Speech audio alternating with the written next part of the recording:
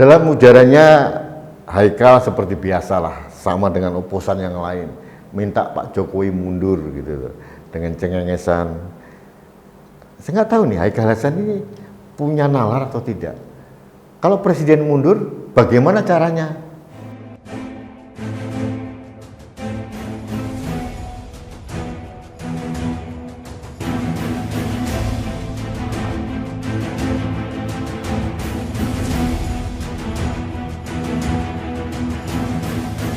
Menghargai perbedaan dan semua tahu saya oposisi sampai kapan, sampai mati saya tetap oposisi.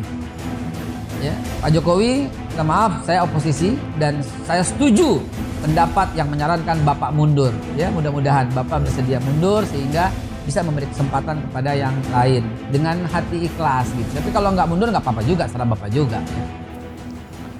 Halo sahabat Indonesia, kita bertemu lagi dalam Opini Rudi.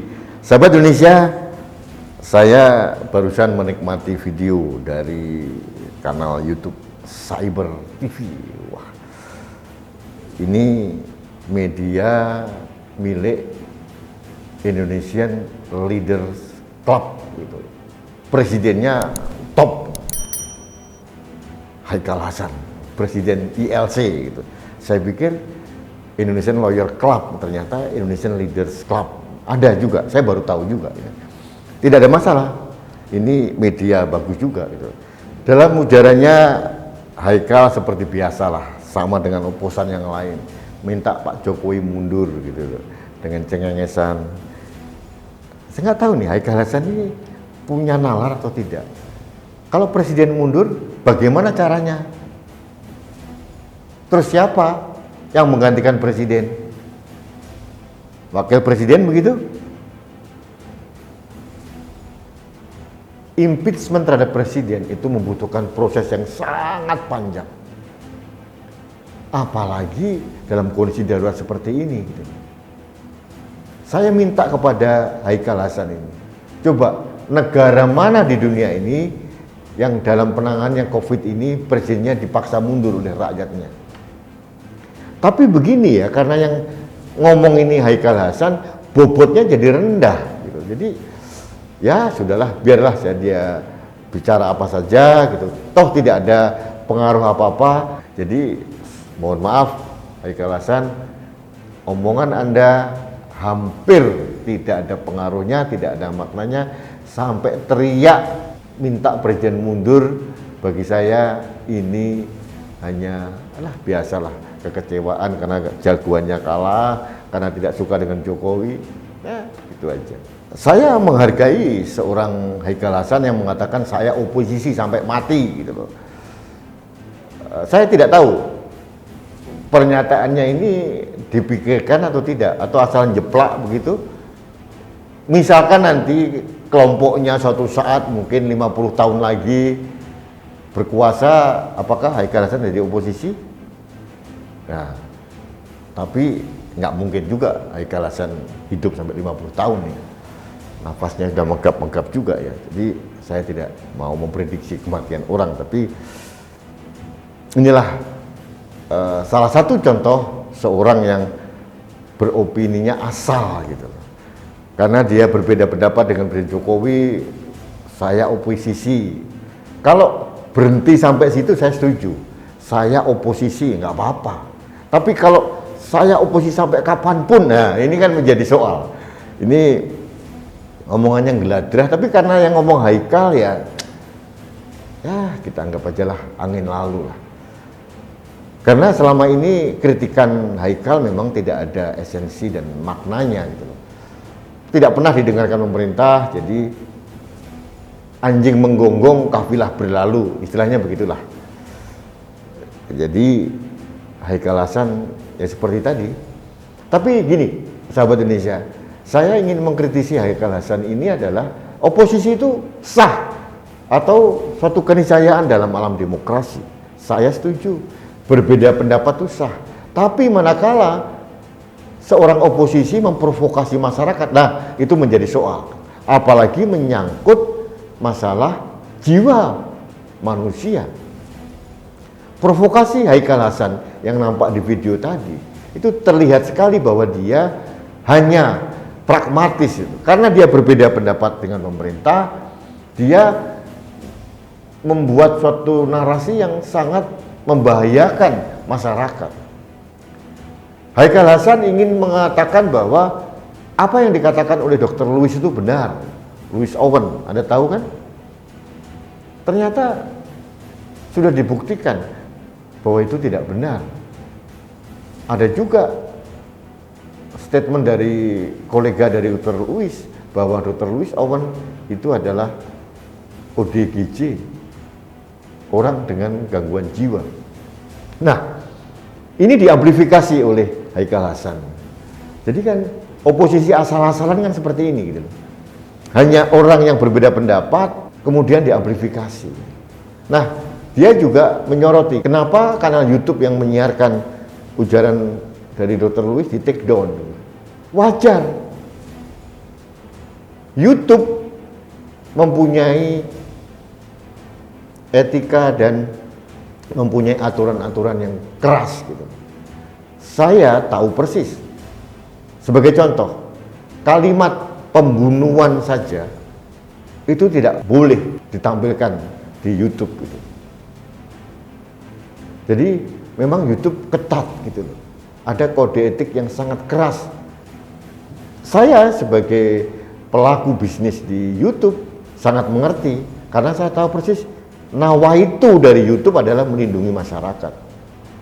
Ini saya mengerti. Tapi bagi oposisi yang koplak seperti Haikal Hasan ini tidak bisa dimengerti.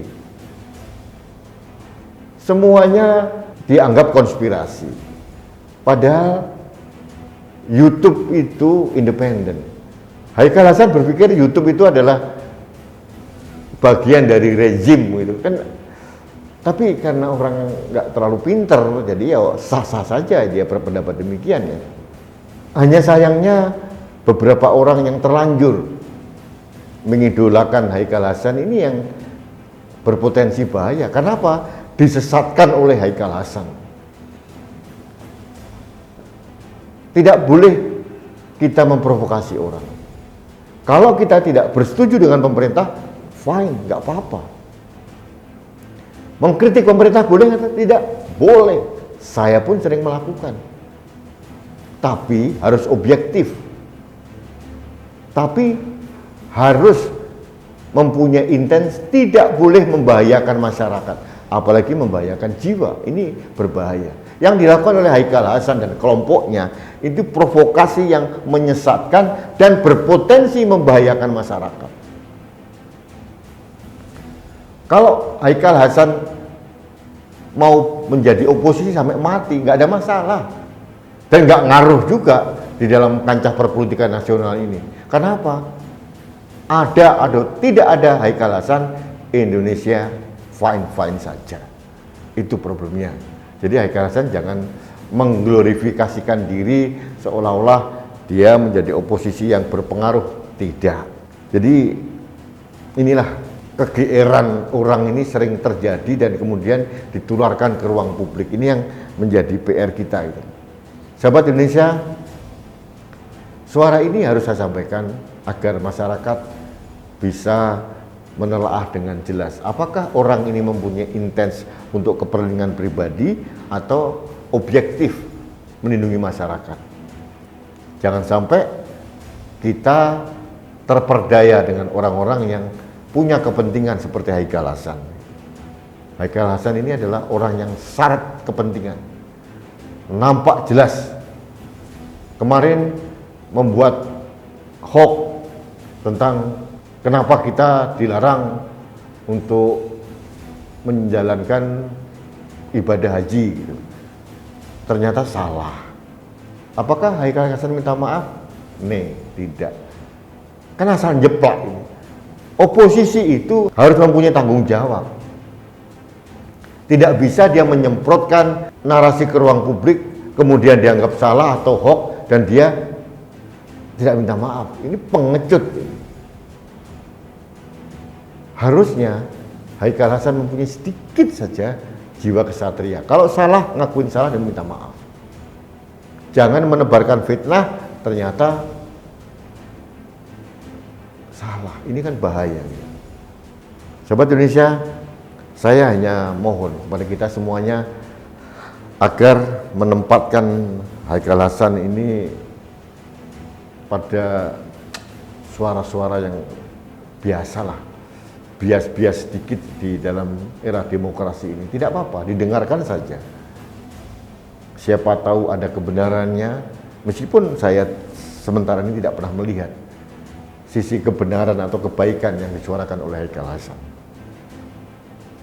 Tapi harus kita maknai, inilah keniscayaan di alam demokrasi. Media begitu bebas bersuara, tidak ada masalah. Cuma masalahnya pada saat membahayakan masyarakat, saya akan melawan. Karena tugas saya hanyalah menjaga Indonesia. Jangan sampai masyarakat Indonesia terkontaminasi dengan orang-orang yang provokatif seperti Haikal Hasan. Itu tugas saya. Baiklah sahabat Indonesia, demikian opini saya tentang Haikal Hasan. Kemudian Kang Haikal ini mulai agak menahan diri. Ya, kalau mau benci itu bolehlah, tapi pakai nalar juga. Punyalah hati nurani sedikit saja bahwa kita ini mempunyai tanggung jawab sosial untuk membangun narasi. Jangan sampai narasi yang kita sampaikan ke ruang publik membahayakan rakyat kita. Punyalah tanggung jawab sedikit. Katanya kan orang beragama, katanya dianggap ustadz, katanya. Bu ya mempunyai tanggung jawab. Jangan asal saja dan membangun narasi yang tidak objektif dan tidak bertanggung jawab. Ini saran saya pada Haikal Hasan. Mudah-mudahan dirimu kembali ke jalan yang benar. Itu saja. Baik sahabat Indonesia, demikian opini saya hari ini tentang Kang Haikal Hasan. Mudah-mudahan diterima dengan baik sebagai kritik kepada Haikal Hasan. Fair, karena Haikal Hasan sering mengkritik orang, tidak boleh baperan kalau saya kritik sekarang. Fair kan? Jangan baperan. Jadi kalau kita mau mencubit orang juga mau dicubit. Itu hukum alamnya. Gitu.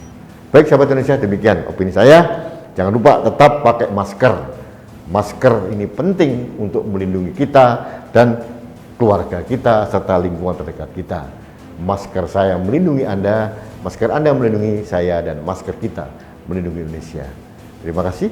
Salam satu Indonesia, salam budaya Nusantara, salam toleransi, dan salam sehat untuk Indonesia. Saya Rudi Eskamur.